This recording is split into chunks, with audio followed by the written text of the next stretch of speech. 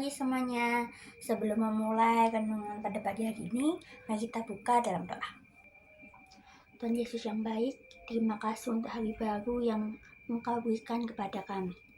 Saat kami memulai hari ini, kami mau menyerahkan setiap rencana, langkah, dan aktivitas kami ke dalam tangan-Mu. Tenangkan hati dan pikiran kami, supaya kami bisa mendengar suara-Mu lewat renungan ini.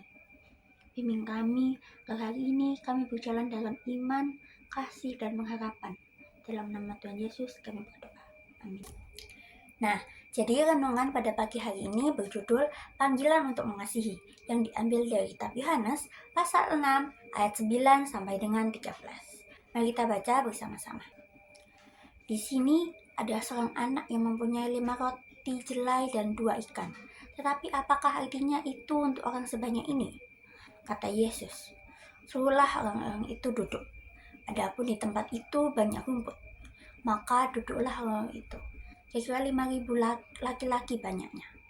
Lalu Yesus mengambil roti itu, mengucap syukur, dan membagi-baginya kepada mereka yang duduk di situ. Demikian juga dibuatnya dengan ikan-ikan itu, sebanyak yang mereka kehendaki. Dan setelah mereka kenyang, ia berkata kepada murid-muridnya, kumpulkanlah potongan-potongan yang lebih, supaya tidak ada yang terbuang. Maka mereka pun mengumpulkannya, dan mengisi 12 bakul penuh dengan potongan-potongan dari kelima roti jelai yang lebih setelah orang makan. Dari bacaan tadi, kita bisa memahami bahwa mukjizat tentang 5 roti dan 2 ikan. Kisah mukjizat ini menceritakan terjadinya penggandaan makanan dari kekurangan menjadi kelimpahan. Di awal kisah, kita melihat fenomena orang banyak yang mengikuti Yesus, karena sebelumnya mereka telah menyaksikan mukjizat-mukjizat penyembuhan yang diadakannya. Karena begitu terobsesi dengan keinginan untuk memperoleh mukjizat, orang itu mengikuti Yesus hingga ke atas gunung. Mereka bahkan tidak memikirkan soal bekal makanan. Dalam situasi kritis, karena tidak adanya makanan untuk orang banyak, Yesus tidak tinggal diam dan kembali melakukan mukjizat. 5 roti dan 2 ikan yang harusnya hanya cukup untuk makan 2-3 orang saja, akhirnya bisa mencukupi kebutuhan pangan 5.000 orang lebih. Bahkan tersisa 12 bakul penuh.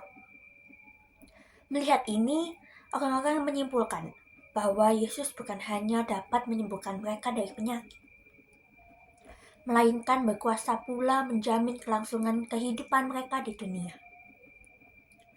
Tidak ada lagi kelaparan dan penderitaan. Hidup mereka akan aman selamanya. Orientasi dan fokus mereka memang terbatas pada hal-hal duniawi saja, yakni kesejahteraan raga atau fisik. Karena itulah mereka lalu bermaksud memaksa Yesus untuk menjadi raja mereka. Di balik mukjizat, kita menemukan 3 makna penting dari sikap dan perilaku Yesus di sini. Yang pertama, Yesus peduli. Yesus selalu peduli kepada manusia. Orang sakit ia sembuhkan, orang lapar ia beri makan. Ia sungguh peduli dan mengasihi manusia. Namun, kepedulian dan kasih Tuhan tidak bermuara pada kesejahteraan fisik dan duniawi belaka. Sebab, semuanya itu akan berakhir saat kematian datang. Mukjizat penyembuhan dan penggandaan roti merupakan wujud belas kasihan Tuhan kepada manusia, sekaligus untuk membangun iman manusia akan Yesus sebagai juru selamat dan utusan Allah. Tuhan Yesus ingin manusia percaya kepadanya, agar mereka beroleh hidup kekal, bangkit bersama-sama dengannya di akhir zaman. Yang kedua, Tuhan Yesus ingin manusia selalu ingat untuk bersyukur. Dikatakan, lalu Yesus mengambil roti ini, mengucap syukur, dan membagi-baginya kepada mereka yang duduk di situ. Apapun yang kita miliki, bahkan seandainya jumlahnya terbatas, harus selalu disyukuri.